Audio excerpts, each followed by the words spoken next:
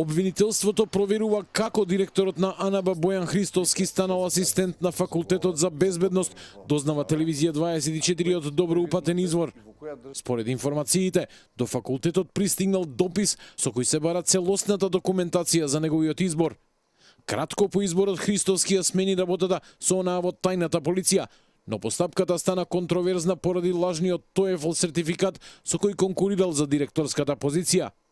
Од обвинителството за Телевизија 24 денеска кусо одговараат, се преземаат дејствија, нема ништо ново од последната изјава на обвинителот минатата недела. Се уште се преземаат дејствија и по тој предмет и ќе има јавна обвинителска одлука. Јавниот обвинител, колку што има информација, презема дејствија од текот, презема дејствија и набрзо ќе има јавна обвинителска одлука данас. Во меѓувреме, партијата Левица тврди дека владата планира да го исфрли условот за сертификат за познавање англиски јазик при конкурирање на функција. Од партијата обвинуваат дека владата го користи случајот Христовски за системски да ги намали стандардите.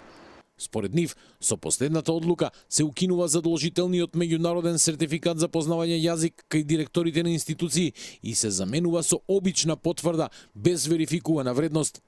Велат, ова е легализација на неписменоста по мерка на партиската елита.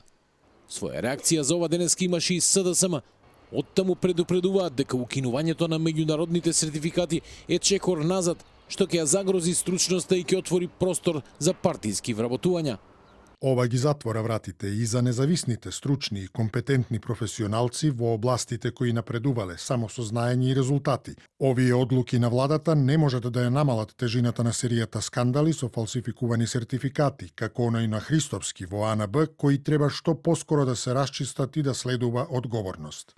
Иако денеска побаравме став, од владата не одговорија дали случајот со Христовски е причината за предложените измени во законот.